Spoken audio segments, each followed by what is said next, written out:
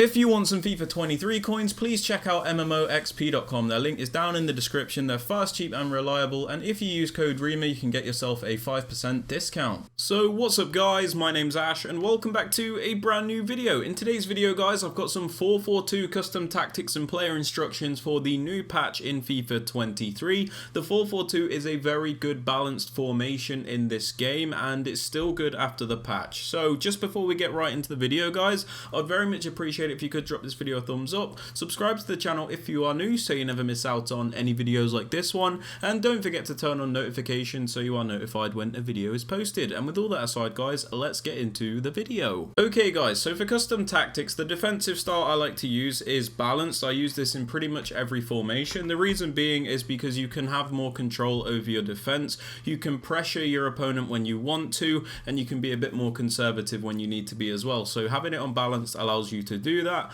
For defensive width, I pretty much have 42 on most formations. The reason for this is because it defends through the middle very well, because that's where a lot of people like to play with, like the 4-2-2 or the 4-1-2-1-2 for example, and it also gives you that extra width on the wing as well, so you can defend through the middle and defend wide when you need to, but it's primarily good at defending those narrow formations. For depth, I like to have this on 46. This is because through balls are very broken in FIFA 23, especially the over the top through balls, so it's important if you want to prevent these through balls as much as possible, you lower that depth, which is why we have it on 46, because as I'm sure you guys are aware, those over the top through balls are very overpowered in this game, so it's unfortunate, but you do have to lower your depth after these newer updates. For offensive tactics, on build up play I like to use balance. This is because it gives you the most control when you are building up the play. With something like fast build up, it can sometimes make this formation move too quickly, because the 4-4-2 is like a more balanced formation. Slow build-up's a little bit too slow, your players don't move enough, so I prefer to have it on balance because you can play a bit quicker and you can slow it down when you need to, and I feel like the formation keeps a pretty good shape on balance.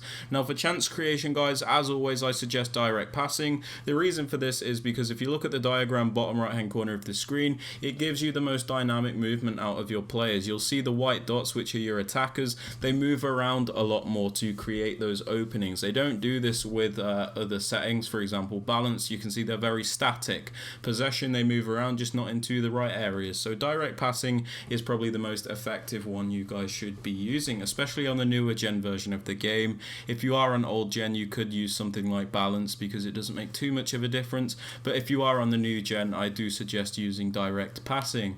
Now for attacking width, I use 47 because the 4-4-2 is a more wider formation than some others, and the reason we have 47 specifically is because it's 5 higher than the defensive width, and with this formation I like to think we defend narrow and then we attack a little bit wider. That's like how I like to use this formation, so having like a difference of 5 seems to be a nice balance for me, so we don't go from super narrow to super wide. It's just a nice transition from that more narrow defense to a wider attack. Now for players in box, I like to have this on 6. This is because we do like to get a few players into the box, but we don't like to overcommit every player into the box either, because we don't want to get counter-attacked. So this one is down to preference, but I like to have this on about 6 or 7. It's completely up to you though, I prefer 6.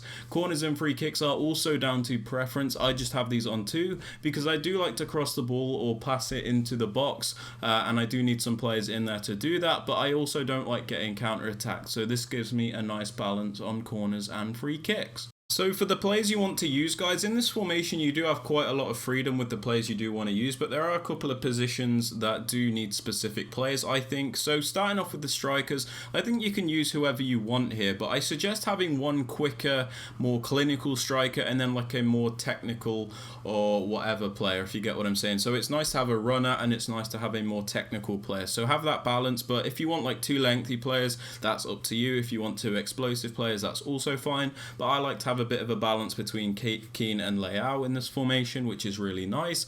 For your left mid and right mid, this doesn't matter too much. You can pretty much use whoever you want. You don't have to worry about the defensive work rates or anything like that, but obviously a high defensive work rate is preferable in this position because it does add extra defensive support when you are defending. But it's important that you do get like players that are technical in these positions, because they're your main playmakers in this formation and they're like your wingers, so you do need to have decent players in these positions. instructions, but it's not too specific the types of players that you need. Now your two centre mids I think are the most important in this formation. It's important you get these right. I think you need one more defensive midfielder, so I've got Patrick Vieira, and then you need more of a box-to-box midfielder next to him, so I've got Park Ji-sung. And this works very well with the player instructions that I'm going to show you, but the preferable work rates for these two players is for the more defensive one like Vieira, you would like a medium-high work rate or like a medium-medium work rate, and for the more attacking player, the more box-to-box player, you're going to want a high work rate because they're going to be attacking and defending, but this will make more sense in the player instructions. Now your fullbacks are pretty much down to preference. I like to have one more technical fullback, so Theo Hernandez, and one more better defensive fullback, so Kyle Walker, and then your two centre-backs and goalkeeper are down to preference, but you want them to be as good as possible. But now I've looked at the players you want to use, let's get right into the player instructions. Okay guys, so for player instructions, on one of your strikers, the quicker striker, the one which makes the most runs, I suggest stay central, get in behind. This is because you don't need them drifting off to the wings because you've already got your left mid and right mid in those positions. You don't need them drifting off to the wings. You need them to stay central in that striker position. And we have get in behind because we can utilize their pace in the best way possible, because if they're making those attacking runs in behind, we can really use their pace to the best of their ability.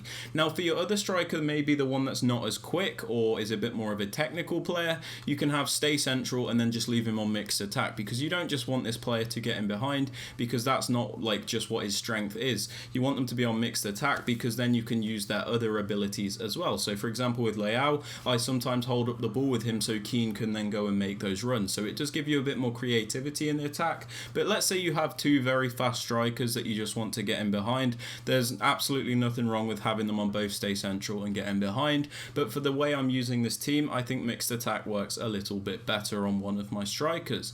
Now for your right mid and left mid, I suggest come back on defense and get into the box for cross. Come back on defense doesn't mean you're parking the bus, it just means your formation keeps a better structure when you are defending. So when we do lose the ball, the right mid and left mid do transition back into the midfield line to keep the shape of the 4-4-2. It doesn't necessarily mean it's super defensive, it just gives you better defensive transitions. Getting to the box for cross is important because sometimes with this formation the left mid and right mid don't get involved too much. So if you do have get into the box for cross, it adds those players into the box. So you don't even just have to cross the ball, it just means they are there for an option. Even if you just wanted to pass the ball, it gets them more involved and it works very well in this game. Now for your more box-to-box player, so mine's Park Ji-sung, we just leave him alone and put cover centre on because we don't need this player to cover the wings. We've already got Chiesa and Walker on this side to do that. It's important this player covers the middle because if he's not there, we don't have anyone to cover this space. So we need him on cover centre because like I said, a lot of people like to play through the middle, so we need him here to break up the play in this position. We have him on balanced attack because like I said, he's a box-to-box player. We don't just need him to stay back while attacking, we want him to contribute to the attack because this centre mid helps with the transition from defence to attack, otherwise your two strikers can get a little bit isolated. So this is why I said the high work rate is important, because they're going to contribute a lot in attack, and then when you lose the ball, that high defensive work rate means they're going to track back very quickly back into position. That's why I say it's super important. For your left centre mid, the one that is more defensive, I suggest stay back while attacking, cover centre and stay on the edge of the box for cross. The reason we have stay back while attacking is pretty self-explanatory. We don't need this player to attack because that's not what he is good at. We want him to cover the centre in the same way we want Park Ji-sung to cover the centre, because we need him to cover the middle of the pitch. We don't need any extra support on the wings because we've already got two players there, so it's important they cover this central area. And we have to stay on the edge of the box for cross because let's say they do commit forward even when you don't want them to. If you have them on stay on the edge of the box for cross, they don't overcommit into the box, and let's say you lose the ball, they're outside the box, so when they do try and counter attack you, your player is already back, if that makes sense. We don't really need him to get into the box anyway. Now for your left back and right back, I suggest stay back while attacking and overlap. The reason for this is we don't really need any extra width in this formation all the time because we've already got like the right mid and left mid, so they're pretty much not that effective when you are attacking, and leaving them on stay back while attacking gives you more of a defensive support, especially since we are committing our centre mids to the attack as well, one of the centre mids. So it's important we have these players back because if we lose the ball, we can find ourselves in trouble. The reason we have the run type on overlap is because let's say we do trigger them forward, we do want them to overlap the right mid and left mid to get extra width in this formation, because if we can get extra width, that is great, you know, so the more options the better basically, but it is down to preference. If you guys do want to change any of these settings, like have your left back and right back on balanced attack, go ahead, that's completely fine. I just suggest this right off the off because I think it's better and I think it is the most balanced in this formation. But yeah, they are my custom tactics and player instructions for the 4-4-2.